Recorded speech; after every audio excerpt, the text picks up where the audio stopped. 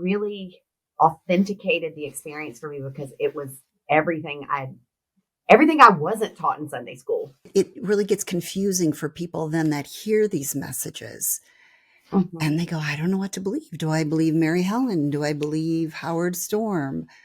Right. This is Beyond with Heather Tesch, where we examine near-death experiences and life itself, hopefully making this life a little better. Hello, everybody. Welcome, and hello again to my guest, Dr. Mary Helen Hensley. Hello. So great to have you here. For those of you watching, part one was really incredible. I mean, what a story you have, but you can also stick around here and watch part two because we've got some great stuff we're going to be covering. I promise you it's going to get really interesting. And I'll also have a link to part one in the description. Just click that little area where it says more and you can find it there. But Mary Helen, let's move forward. And what I think is really interesting about your story is you grew up Southern Baptist. And so when you had this experience, it was so different than what you expected. And yet, we were talking earlier and it's almost as if you didn't, you weren't quite in heaven yet. And so I know what some people are going to say. They're going to say, well, the reason it wasn't what you expected is because you weren't quite there yet. But tell us why you think differently in that area. I wouldn't be talking about it if I had gone all the way. I mean, that's for sure, because that's true. The people that get to share these experiences are the people who came back. Otherwise we're talking to people beyond the veil. And then that takes us into a whole new arena. So it's, like I said before, it really authenticated the experience for me because it was everything I wasn't taught in Sunday school. You think Jesus is going to be waiting there for you, or whatever religion you practice, that your respective deity is going to be there. And I'm like, no, I got the old guys that look like, they came out of the Druids' Glen. And the reason that they appeared that way is because that was what was comfortable and familiar to me. And so that the capacity for the divine to show up in any way, shape, or form that's going to help make that transitory process for the very brave soul that's just gone and done planet Earth. Because let's face it, guys, this place is nuts, and it's supposed to be that way. And that's what's really important to remember. After having had that experience, death is like walking over there, opening that door and walking out. It really is that easy. The gruesome appearance, the sad, drawn out deaths, the lingering illnesses, the suicides, the way that all of that are just a million different ways to die. It's a million different doorways, but what's on the other side of the door is the same for everybody. And that really throws a lot of people off, because when you have been ensconced into a different thought process, whether it's via, what your family has taught you or what your religion has taught you, that's kind of the hardest bit for people to let go of. Well, wait a minute, because you live in a dichotomy of dark and light here, and the darkness and light is so important here. That's what makes the earth experience what it is. There are other realms where it's not like this. That's why souls like to incarnate here, because it's fresh and unique and it's exciting. It's like somebody who likes to do extreme sports. Why would somebody come here? Why would someone choose this? Because you don't get this in other places. You get to grow and you get to reach aspects of yourself and in your development, mirroring yourself through 8 billion other people who are having completely different views and experiences than you. You have to come traverse a world where everyone doesn't look like you or think like you or act like you or believe like you. What a challenge. And it's quite amazing. And one thing I think is really interesting is that people do have different near-death experiences. And some people will see Jesus, and some people will experience God, and some people just experience this love. And I'm starting to wonder if that confusion is part of what we're meant to go through of not quite being sure. Absolutely.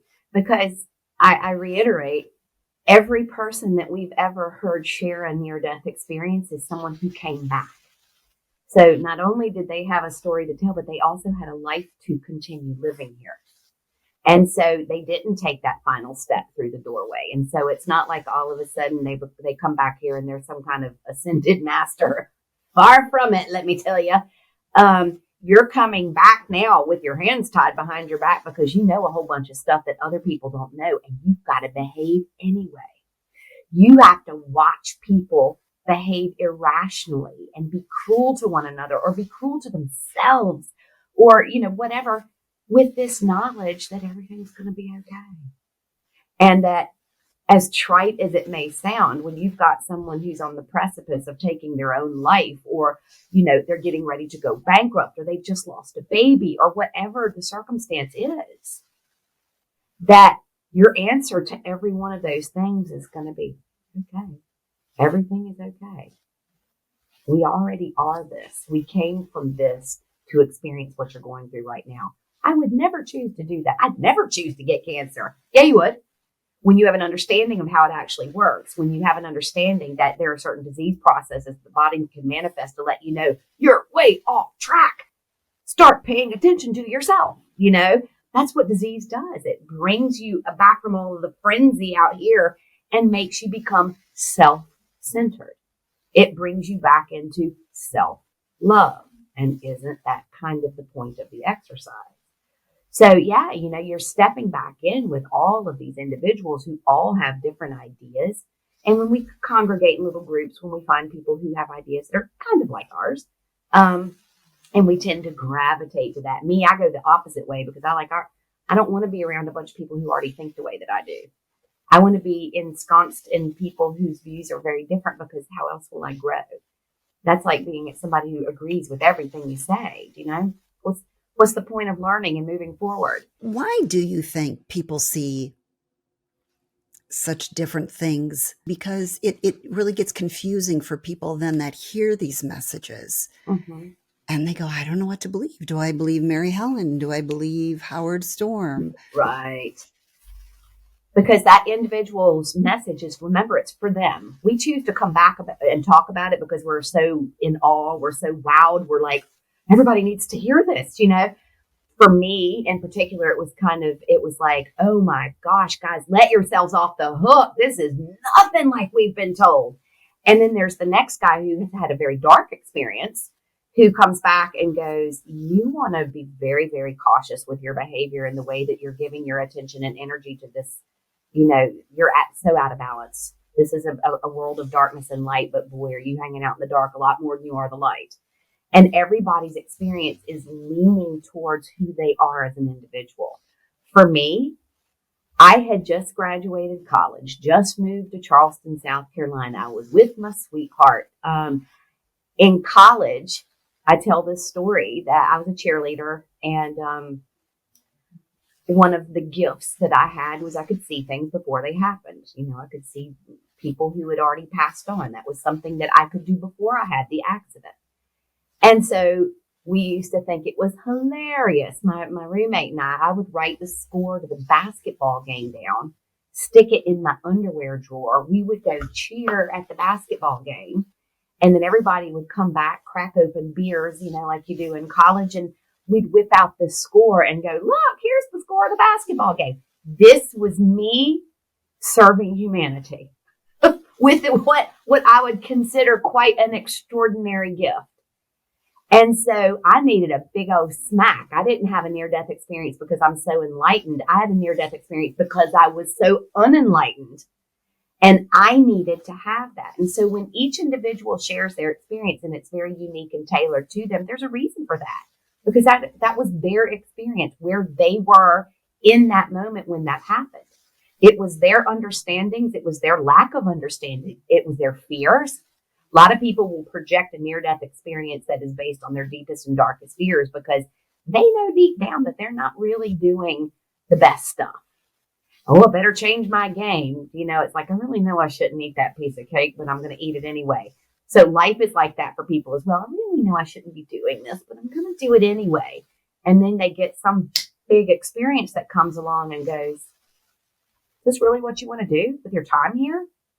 And that's why there's so much variety in the near-death experiences, because remember, they're tailor-made for the individual who had them. And right? yet, heaven or source or God knows that they're going to come back and share that story. Mm-hmm. And they know that it gets confusing for people. But it makes people ask questions. Ah, okay. Confused people ask questions. People who think they already know everything don't ask questions. So one of the greatest states to have a blossoming soul in is a state of confusion, because they then become a seeker. And the message that I give to them is, you already are that which you seek. That was my big takeaway from the experience, was that, we spend all this time trying to become this, to become holy in the eyes of the divine. You already are. You are the divine, and I know you wanted to talk about what's one of my favorite experiences. And this was, everybody has a mic drop moment in their life. And you would think, wait a minute, the car accident and dying wasn't your mic drop moment? No, I thought it was, until this happened. And my dad was such a really cool guy. Because he was a sports figure, he was a big American football player. People loved coming to his sermons because they were all sports. His audiences were always full. His congregation, every pew was filled, because Dad was talking about Friday night football on Sunday morning. He had his own little radio show, Football Before and After, that talked about Friday night's game. And he had this great ability to turn sports into an analogy for life. And people just really dug it. He was good. He was also a big man, and he had this booming, Southern voice that people could just sit and listen to for hours. He was amazing. And, as a minister, we weren't holy rollers. My dad was always very much so he used to pay me to read books, which was that's interesting, that my love for books came from, you're a kid and you're like, how can I earn $5?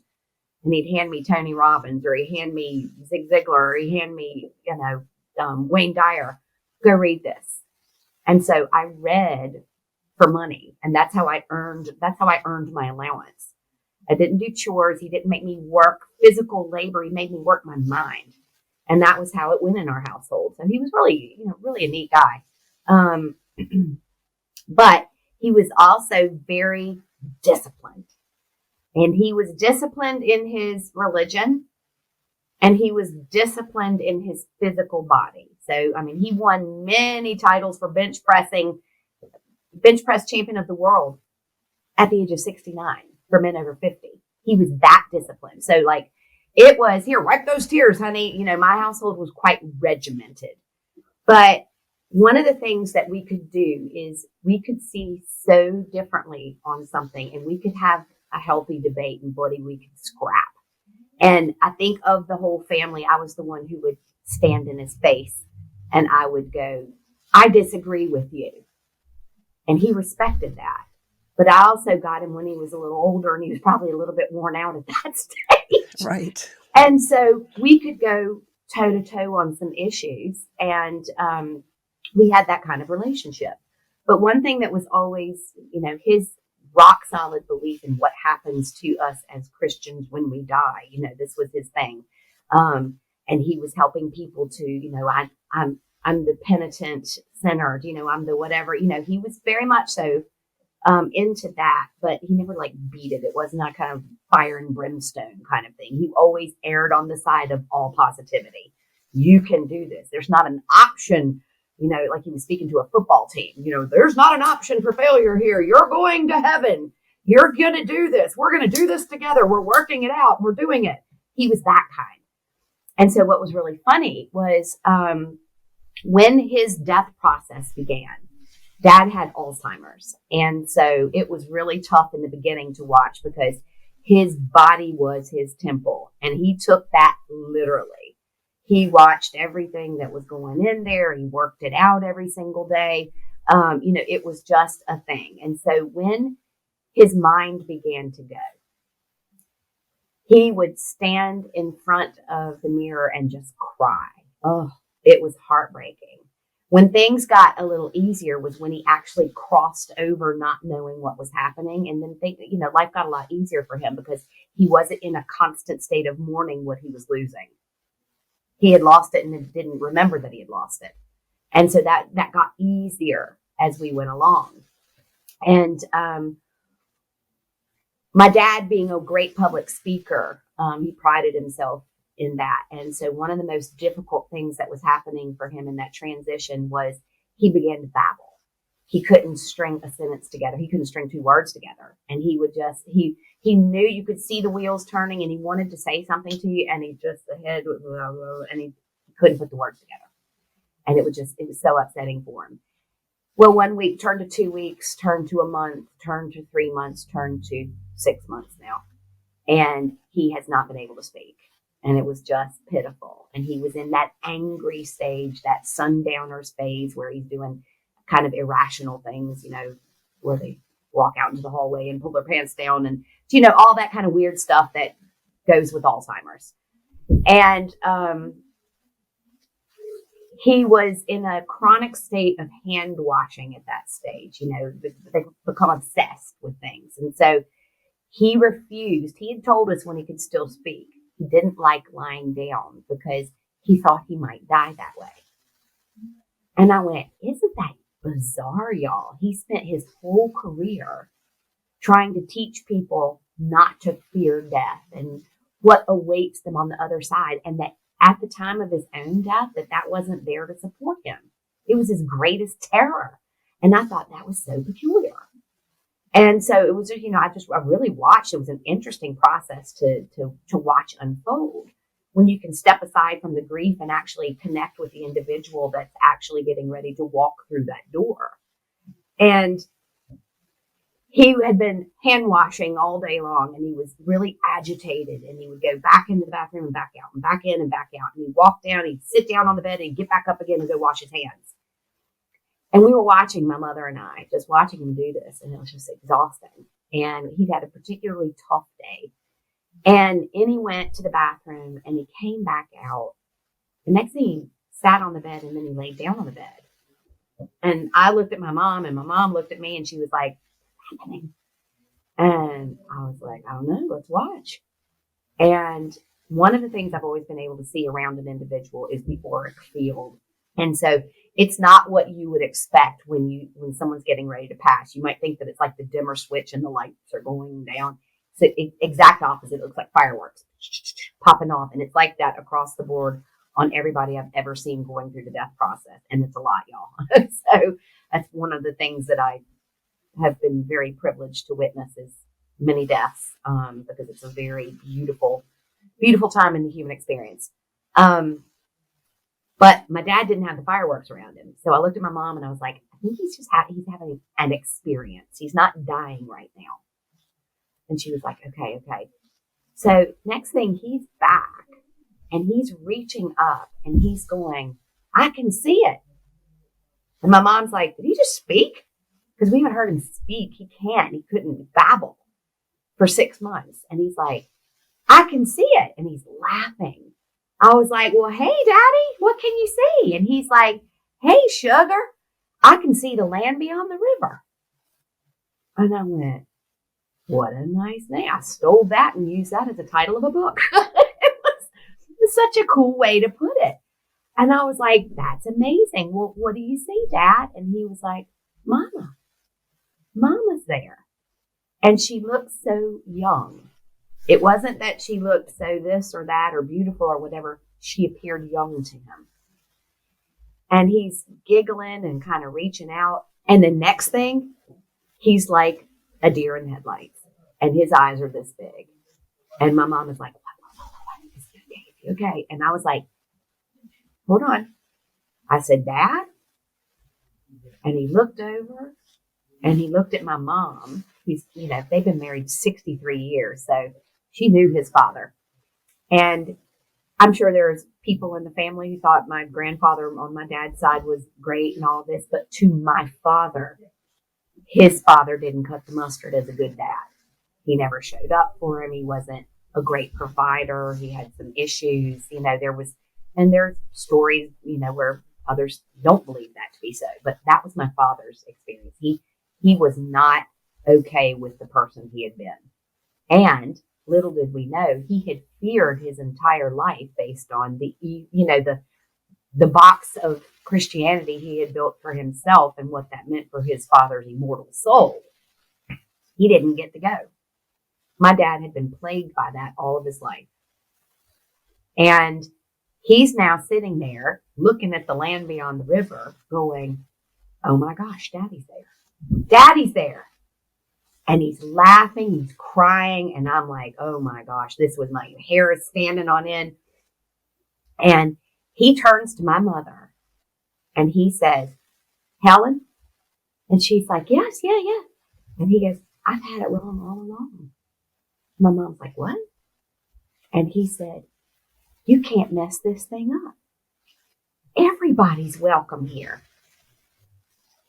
And that's my lifetime mic drop moment, because to watch someone who was so disciplined, so dedicated, so certain of, a student of all of his life, one way of thinking, in the split second of a single experience, everything he thought he knew to be true changed in that moment. And that's what a near-death experience did for me.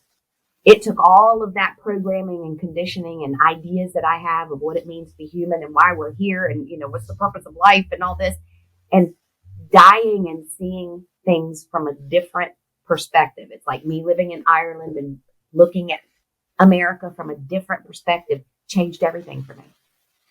And so in that moment, my mom just looked at me.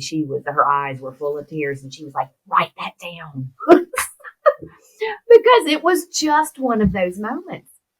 And, life was never the same for me after that. You would think it would be all about the near-death experience and the healing sessions and all the things that go along with that. For me, if I have to tell you the one standout, that was it. Because I got to watch another human being get it. I had to die to do it.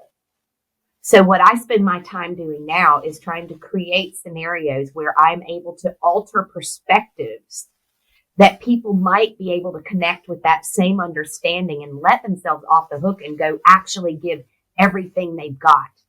Not just to the pain, because that's the easy trap. It's much easier to get stuck in pain than it is to get stuck in joy. And so my whole story is about trying to get people to understand that there are those moments.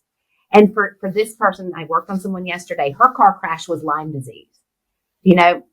This other lady's car crash was losing a child.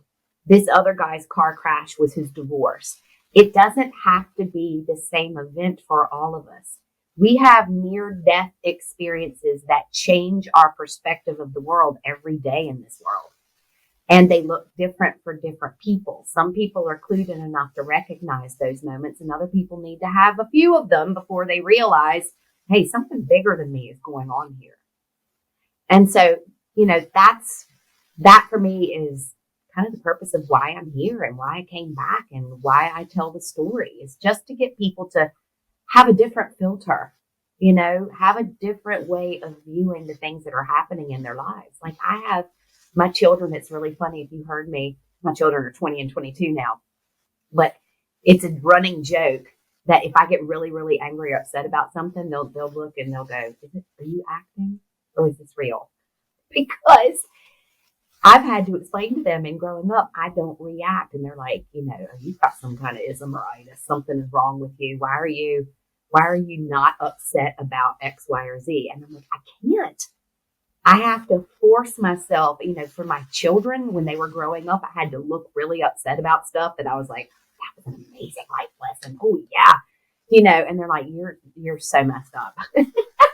And so I had to learn to put a mask on in some situations so it would look appropriate, but like when you're sitting and watching somebody pass from their experience, sure, the people around them are sad and they're grieving this, but when you're watching what's actually taking place and what's waiting for them as they walk through that door, how can you be sad? Like you do have to fake it. I'm sad for the people and sad for some of the storylines that get left unfinished, but then go, go find another way to finish it. So yeah, so here I sit and in utter gratitude for all the weirdness that's happened. And, I'll keep telling the story as long as people will listen. And Mary Helen, I sit in gratitude having been able to have the chance to listen to your story because it's incredible. And I love the story about your father and what he said. Everybody gets to go.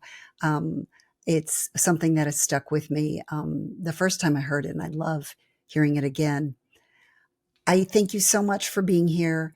If people want to reach out and find your website, I'll put that link in the description, but go ahead and tell people what your website is. It's just my name, MaryHelenHensley.com. And I know you have several books you've written, and I'm sure they can find that on your website. They're all there. Yep, everything's there. Okay.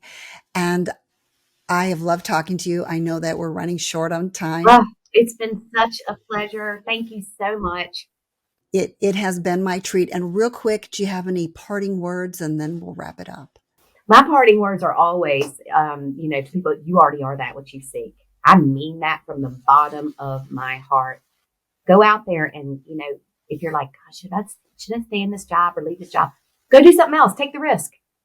You can't mess up. Can you divert and do different experiences and stories and make life a little more difficult or easy for yourself? Yes. And that's the whole reason you came here, guys. You didn't come here for everything to be perfect. You didn't come here for there to be no pain in your life. You didn't come here to be in a body. I'm in a body that is racked with pain 24/7. The vast majority of people watching this probably wouldn't see that because I make a conscious decision every single day when I wake up and I'm like, all right, I'm still here. Is the pain I'm in bigger than what I want to accomplish today? And that answer is always no. And the day that it is yes, I'm done. That's how powerful we are. That body is here to serve me and yours are here to serve you. And get out there and take every risk, do everything, get your hands on everything, feel every emotion and be grateful for the chance to do that. Because guess what? Nobody forced you to come here. You put yourself here. Go fulfill all the dreams that you wanted to achieve and try to remember that you already are that which you seek. Thank you, Mary Helen, for that reminder and just all of your great wisdom and advice. I so appreciate talking to you, and I've loved every moment of it. Well, I appreciate everything that you're doing because people like me have no platform unless people like you get out there and want to ask the big questions and create a space for people to talk about this stuff and to learn and to grow together. So I thank you because what you're doing is just as important as that story I just told. Well, thank you so much. And I appreciate it. And just wishing you the best in all that you do. And the very same to you, my love. I hope that you enjoyed Mary Helen as much as I did. She described herself in heaven as a bundle of energy, and I would say that she is equally a bundle of energy here on earth. I love her enthusiasm and her charisma. She had so much wisdom to share. I loved hearing her story. I especially loved when she talked about her father. That was just an incredible experience that she shared. And it was really interesting too, when I was asking her about, the confusion sometimes about what to believe. And she said, it's good to ask questions. And maybe that's why the confusion is there. And I have often said that God is never going to be upset if you are seeking to know more about God. I mean, it only makes sense that God would welcome us and be thrilled that we want to know more. And so I've always believed that it is great to ask questions. That is how we learn and grow and sometimes expand the things that we believe.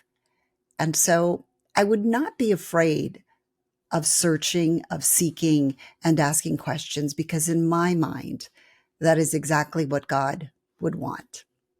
And it's okay if you disagree with me, and maybe you want to share that in the comments. Also, if you want to share in the comments some of the things that you thought about what Mary Helen said, or anything that you want to add. I would love to hear that as well. If you don't want to make a comment, but you just want to say made it, go ahead and put that in the comments. That's always great to know that you've made it this far, or give it a like. And if you haven't subscribed, that would be wonderful too. But most of all, just thank you again for being here. I always appreciate you watching. So thanks so much and have a great day. I'll see you in the next episode. Thanks for joining me on Beyond with Heather Tesch. Please add comments and questions you'd like future guests to answer. Also, if you liked what you heard, please hit the thumbs up button and subscribe. That'll help keep this podcast going. You can also go to Beyond with Heather Tesch to look for more episodes.